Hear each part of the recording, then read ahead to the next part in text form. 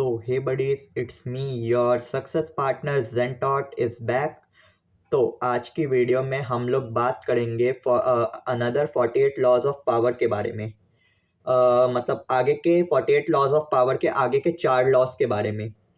तो वीडियो में आगे बढ़ने से पहले मैं इतना कहना चाहता हूँ कि आज न्यू ईयर है, तो आप सभी को हैप्पी न्यू ईयर। और आप लोगों की आप लोग जो भी इस साल करना चाहते हैं वो सब आपको मिले, एज अ ट्यूटर या एज अ फ्रेंड, जो भी मानना चाहो मेरे को मान सकते हो तुम लोग।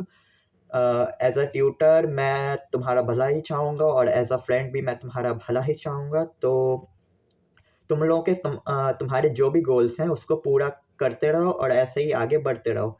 तो वीडियो में आगे बढ़ने से पहले मैं एक और चीज़ कहना चाहता हूँ कि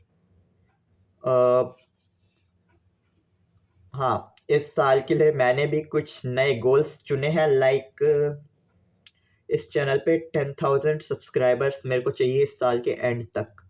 तो ये एक मेरा गोल है और मैं जस्ट अपने आप को बताना चाहता हूँ कि इस साल के एंड तक मैं अपने चैनल पे 10,000 सब्सक्राइबर्स पा के रहूँगा।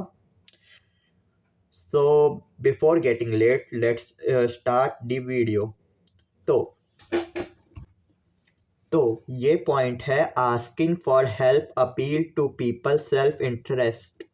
तो इस पॉइंट का मतलब बेसिकली ये है कि इस दुनिया में सौदा चलता है, या इन सिंपल वर्ड्स इस दुनिया में एहसान नाम की कोई चीज़ नहीं है। लाइक तुमने पहले किसी की मदद की है तो तुम ऐसा मत सोचो कि सामने वाला तुम्हारी मदद करेगा उस चीज़ को याद रखते हुए। या फिर suppose you helped someone before. Suppose you are some retake. Suppose कि तुमने किसी एक इंसान की मदद की है 1 साल पहले, और तुम आज उसी सेम इंसान से मदद मांगते हो। तो हो सकता है कि वो तुम्हें डिनाई कर दे कि नहीं, तुम मतलब डिनाई करने का अपना कोई रीज़न तो नहीं होता, वो तो बस ये है कि आलस आ रहा है, मदद नहीं करना, या फिर सामने वाला उतना अच्छा इंसान नहीं है कि वो तुम्हारे फेवर को रखे। तो इस दुनिया में सिंपली फेवर नाम की कोई चीज़ नहीं होता। तो तुम लोग जस्ट ट्रेड कर सकते हो, लाइक सौदेबाजी कर सकते हो। मीन्स तुम उसकी जगह पे तुम उसको कुछ दे सकते हो। ये मैंने इसके बारे में काफ़ी ज़्यादा अपनी ऑडियो सीरीज़ में सुना है। बेसिकली जिनको नहीं पता है, मेरे को ऑडियो बुक सुनना बहुत पसंद है। तो मैंने अपनी ऑडियो बुक से ये सीखा है कि तुम किसी की मदद एज अ फेवर मत करो, पर अगर तुम उसकी मदद करते हो तो उसके बदले में उससे कुछ ले लो, अगर वो सामने वाला देने की कैपेसिटी रखता है तो।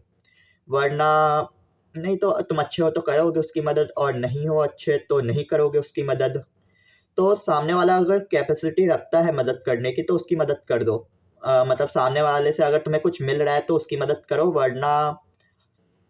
वरना क्या तब भी मदद करो। ऐसा नहीं है कि नहीं करनी चाहिए तब मदद, पर फेवर जैसी चीज़ इस दुनिया में कुछ एग्जिस्ट नहीं करती कि तुम आज उसकी मदद करोगे तो वो कल को जाके तुम्हारी मदद करेगा।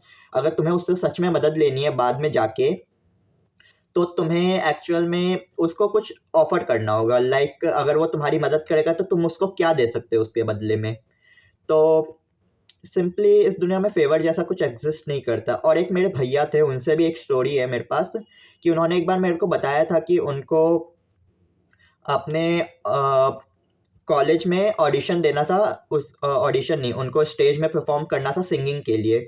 पर उन्होंने अपना नाम लिस्ट में रजिस्टर कर दिया, बट जो भी वहाँ के वो थे, क्या बोलते हैं उनको, मतलब जो भी वो लिस्ट मेकर या फिर अनाउंसर थे, जो भी बच्चे थे, उन्होंने उनकी बारी पे उनका नाम लिया ही नहीं।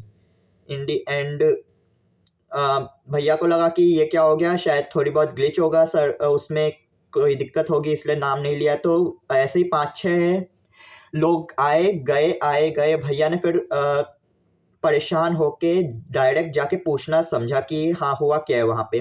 तो भैया वहाँ पे गए, उन्होंने देखा, उन्होंने थोड़ा बहुत बात की उधर, उनको तब जाके पता चला कि वहाँ कॉलेज की लिस्ट विस्ट में कुछ वो लोग लिस्ट जो आती है उसको फेंक देते हैं पहले ही, और अपनी खुद की एक लिस्ट तैयार करते हैं जिसमें वो अपने पसंद के लोगों के नाम लिखते हैं, और अपनी खुद की लिस्ट वहाँ पे अपनी खुद की लिस्ट वो लोग वहाँ पे रख के उनसे रिलेटेड नाम वहाँ पे लेते हैं। देन भैया नोस कि दिस इज़ समथिंग गड़बड़ मामला, तो फिर भैया ने उससे कहा कि भाई तुम मेरे से कुछ चाहते हो, चाहो तो मैं तुम्हें सिंगिंग सिखा सकता हूँ, या फिर भैया को फ्लूट बजाना आता था, गिटार बजाना आता था, तो भैया ने उसको कुछ ऑफर किया इसके बदले। और भैया की बॉडी वॉडी भी अच्छी थी, तो यप, वो आराम से अगर मदद करना चाहे तो उसकी और किसी मामले में भी कर सकते थे मदद।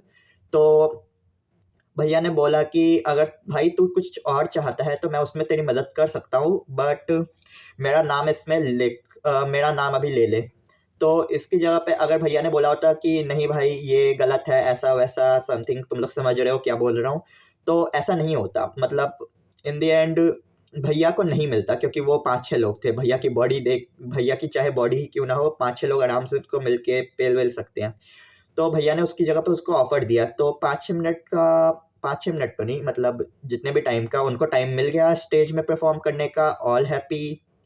तो इस दुनिया में इस पॉइंट से हमें ये पता चलता है कि इस दुनिया में फेवर जैसा कुछ नहीं है, तुम्हें डायरेक्ट सौदेबाजी करनी होगी, ट्रेड करना होगा सामने वाले से।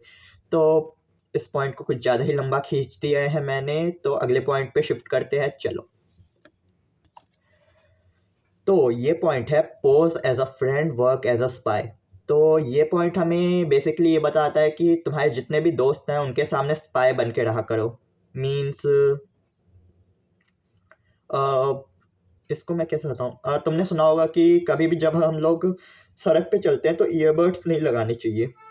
पर ये क्यों? क्योंकि अगर कोई भी अनहोनी होने वाली हो, भगवान ना करे, पर अगर कुछ होने वाला हो वहाँ पे सड़क पे, यानी एक्सीडेंट वैक्सीडेंट होने वाला हो, तो तुम लोग सेफ रहो उस चीज़ से। तो ऐसा ही सीन है कि अपने दोस्तों पे हमेशा स्पाई की तरह नज़र रखा करो, या दोस्त भी नहीं होंगे तो सामने वाला किसी से दोस्ती करना चाहते हो तो उससे पहले उस सामने वाले पे स्पाई की तरह नज़र रखो। पर क्यों? क्यों का सिंपली आंसर है कि सामने वाले की इंटेंशन तुम्हें नहीं पता। सामने वाला तुमसे दोस्ती क्यों कर रहा है? बेस्ट फ्रेंड अगर है तो चलेगा, क्योंकि तुम उसके साथ काफ़ी समय से हो, या फिर चाइल्डहुड फ्रेंड है तो वो भी चलेगा, क्योंकि उसके साथ तुम काफ़ी समय से हो और तुम्हें पता है कि वो कैसा है कैसा नहीं। पर अगर कोई नॉर्मल दोस्त है, सिंपल दोस्त है, स्कूल का दोस्त है, कोचिंग का दोस्त है, उस पे स्पाई की तरह नज़र रखो, बिकॉज सामने वाले के इंटेंशन जानना तुम्हारे लिए बहुत ज़रूरी है। क्योंकि इससे मैं तुम्हें अपनी एक स्टोरी बताता हूँ कि मेरा एक दोस्त था कोचिंग में, और मेरे को बहुत परेशान किया करता था, बिकॉज आई एम 1-2 पॉइंट ऊपर then him, then his looks. उससे 1-2 पॉइंट ऊपर थे मेरे लुक्स, और यप, वो उतना अच्छा दिखने में नहीं था, तो वो मेरे को बेफालतू का बोलता रहता था इन चीज़ों पे, पर मैं इग्नोर ही करता रहता था इस चीज़ पे। बट इसलिए बोलते हैं कि दोस्तों पे हमेशा नज़र रखनी चाहिए, सामने वाले को हमेशा पूरी तरीके से जान लो तभी उस पे विश्वास करो। क्योंकि मैं तो बस वेला अपना बैठा हुआ रहता था, वो बेफालतू का बोलता रहता था मेरे से, मैं सुन लेता था, क्या करूँ? पर नाउ आई रियलाइज़ कि नहीं, मेरे को भी बोलना चाहिए था उस पॉइंट पे। पर चलो, वीडियो के कॉन्टेक्स्ट से ज़्यादा दूर नहीं जाते हुए इसी वीडियो पे रहते हैं कि यप, हमें सामने वाले को ऑब्ज़र्व करना चाहिए, तभी उससे अच्छे दोस्ती रखनी चाहिए। ऐसा नहीं कि दोस्त अच्छे बन गया है, 2-3 साल भी हो गए हैं, तब भी ऑब्ज़र्व करते रहो, क्योंकि ऑब्ज़र्वेशन स्किल्स तो वैसे तो बढ़ेंगी, पर सामने वाले को और अच्छे से जानोगे कि उसके दिमाग में कुछ गलत तो नहीं चल रहा तुम्हारे को लेके, या फिर व्हाटएवर। और ये स्किल मैक्सिमम लड़कियाँ परफ़ॉर्म करती हैं, और बेसिकली ये अच्छी चीज़ है। सामने वाले को जब तक तुम ढंग से ऑब्ज़र्व नहीं करोगे, तब तक उसके इंटेंशन कैसे पता लगाओगे तुम? तो दिस इज़ गुड कि सामने वाले को ऑब्ज़र्व करो, उसके बाद यप, उससे दोस्ती करो, या फिर नहीं रखनी है तो छोड़ दो बस। चलो अगले पॉइंट पे चलते हैं। अगला पॉइंट है क्रश योर एनिमी टोटली। तो एग्ज़ाम्पल से डायरेक्ट स्टार्ट करता हूँ कि हमारे हिस्ट्री में एक राजा थे। वो एक्चुअल में बहुत अच्छे राजा थे, पर एक उनका एनिमी था, उनका एक दुश्मन था जिसने उस उन पे 1, 2, 3 ना जाने कितनी बार हमला किया और राजा जो थे उन्होंने 5-6 बार उसको यही समझ के छोड़ दिया कि हम निहत्थे पे हाथ नहीं उठाते, तुम हार चुके हो, अब चले जाओ। 17 या 18 बार हमला कर नहीं 11 बार है, जो भी है 17 या 18 बार हमला करने के बाद राजा एक ना एक दिन तो ऐसा आना ही था कि राजा हार जाएँगे। राजा ने इतनी बार उसको माफ़ किया है एक ना एक दिन तो ऐसा आना ही था कि हाँ, वो हार जाएँगे। तो कि उसके बाद क्या हुआ, उस राजा को ले जाया गया, उसको मार दी उसकी आँखें फोड़ दी गई, उनको मार दिया गया, उसके राज्य के साथ क्या-क्या हुआ होगा तुम्हें पता होगा। मतलब तुम इमेजिन कर सकते हो कि क्या हो सकता है उनके राज्य के साथ। तो इस समय ये पता चलता है कि अपने जितने भी एनिमी होते हैं उनको पूरी तरीके से ख़त्म कर देना चाहिए, उनको छोड़ना नहीं चाहिए। और सेम चीज़ मेरे ऑडियो बुक में भी मेरे को सिखाया गया है कि अपने जितने भी एनिमी होते हैं, दुश्मन लोग जो होते हैं हमारे या हमारे जो भी दुश्मन बने होते हैं, उनको हमेशा के लिए ख़त्म कर दो। क्योंकि अंदर जो आग धड़क रही होती है उनको छोड़ने के बाद वो तुम्हें कभी भी आके तुमसे ज़्यादा आगे बढ़ के ख़त्म कर सकते हैं। क्योंकि किस्मत का कोई भरोसा नहीं है कि वो उनको कब आगे बढ़ा दे। आई नो ये थोड़ा ब्लैक पिल लग रहा होगा कि हाँ, कैसे सामने वाले को अगर हम सही करें पर वही है बिटर पीपल को कभी भी माफ़ नहीं करना चाहिए। तो जैसा कि मैंने तुम्हें बताया कि मैंने दक्ष की स्टोरी में अभी जो प्रीवियस वाले पॉइंट में मैंने बताया था मेरी और उसकी स्टोरी, तो मेरे को ऐसा नहीं कि मेरे को उसको मार देना चाहिए, बट मेरे को ऐसा करना चाहिए था कि उसको थोड़ा-सा जवाब देना चाहिए था। लाइक वो दोबारा मेरे से बोल ना पाए, ऐसा कुछ जवाब देना चाहिए था मेरे को उसको। यू नो व्हाट आई से। तो चलो अगले पॉइंट पे चलते हैं। अगला पॉइंट है use absence to increase respect and honour. तो ये पॉइंट क्या बताता है कि तुम कुछ समय के लिए अपने जिस भी फ्रेंड सर्कल जो भी जगह है उससे दूर हो जाओ। लाइक 1 महीना हो सकता है, 2 महीना हो सकता है, 3 महीना हो सकता है या तुम्हारे हिसाब से 6 महीने हो सकते हैं, पर इतने टाइम के लिए रहो दूर कि वो लोग तुम्हें भूल जाएँ पूरी तरीके से। फिर एक दिन अचानक से तुम उनके पास जाओ, बट विथ सक्सेस, किसी भी चीज़ में सक्सेस होके जाओ। लाइक तुम लुक्स में हो सकते हो सक्सेस, या फिर अर्निंग में जा सकते हो सक्सेस होके कि तुम कमाने लग गए हो, लाइफ़स्टाइल बेटर करके जा सकते हो, या फिर किसी भी चीज़ में सक्सेस होके जाओ। उनको पता चलना चाहिए या उनको दिखना चाहिए कि तुम इस चीज़ में सक्सेस होके गए हो, सक्सेसफुल होके गए हो उस चीज़ में। तो सामने वाला जैसा चौंकेगा, उससे तुम्हारी रिस्पेक्ट सामने वालों की नज़रों में बढ़ेगी कि तुमने 6 महीनों में ऐसा कुछ अचीव कर लिया, और वो बस अपने देखते रह गए, मतलब अपने ग्रुप में बातें करते रह गए, तो सामने वाले की जलनी चाहिए। तो ये मेरी स्टोरी ही है कि हाँ, मैंने 6 महीने के लिए संन्यास लिया था। संन्यास नहीं कहूँगा, अपने दोस्तों से संन्यास लिया था। उसके बाद जब मैं 7वें महीने में उनके पास गया तो दे आर शॉक्ड कि मैंने, मतलब मेरी पुरानी फ़ोटो देखोगे तो उससे तो थोड़ा अच्छा बेटर हुआ हूँ मैं। ज़्यादा भी नहीं कहूँगा पर 2-4 पॉइंट तो बेटर हुआ हूँ। तो दे वर शॉक्ड कि मैं इतना चेंज कैसे हो गया। तो बस इन दिस वीडियो बस इतना ही कहूँगा कि यप, वीडियो में जितने पॉइंट्स रखे हैं अगर तुम उनको सीरियसली फॉलो करते हो तो तुम्हें दुनिया का सबसे खतरनाक और तेज़ लोमड़ी जैसा इंसान बनने से कोई नहीं रोक सकता।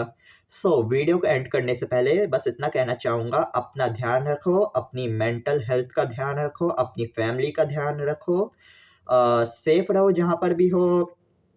तो अब वीडियो को एंड करने का समय आ चुका है, तब तक के लिए बाय बाय।